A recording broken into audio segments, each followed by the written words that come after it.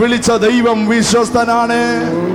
വിളിച്ച ദൈവം വിശ്വസ്തനല്ലോ. വഴിയിൽ വലഞ്ഞു ഞാനയാനിടാ. വിളിച്ച ദൈവം ഒരാൾ പോലും വിശ്വസ്തനല്ലോ.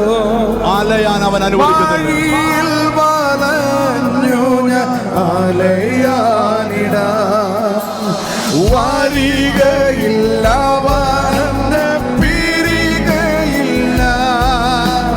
വലതുകൾ പിടിച്ചെന്നെ വഴി നട. വരികയില്ല വരന്റെ പിരികയില്ല. വലതുകൾ പിടിച്ചെന്നെ വഴി നടത്തും. നിങ്ങളിൽ ചിലർ ഇത് അനുഭവിക്കാൻ പോവാ. വലം കയ്യേൽ പിടിച്ച് നടത്തുന്ന ഒരു ദൈവം. ഏതോ ദൂരമലയുടെ മുകളിലോ ഏതോ ഒരു വിശുദ്ധ സ്ഥലത്തോ ഇരിക്കുന്ന ഒരു ദൈവത്തെ അല്ല ഞാൻ പ്രസംഗിക്കുന്നത്.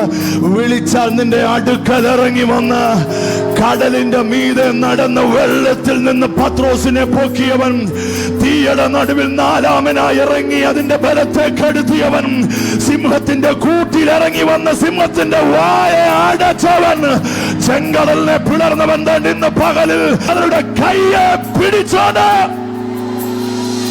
നിങ്ങളുടെ കുഞ്ഞുങ്ങളുമായി ടൗണിൽ കൂടെ ഒക്കെ പോകുമ്പോൾ റോഡ് ക്രോസ് ചെയ്യുമ്പോൾ നിങ്ങൾ അവനെ അഴിച്ചു വിടുവോ? അവളെ അഴിച്ചു വിടുവോ? വിട്ടോ പൊക്കോ? ഇല്ല, ആ കയ്യെ പിടിക്കും അല്ലേ?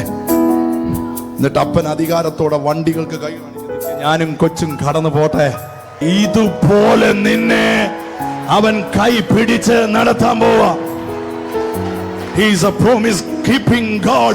അവൻ വാഗ്ദത്തങ്ങളെ നിവർത്തിക്കുന്ന ദൈവമാണ്.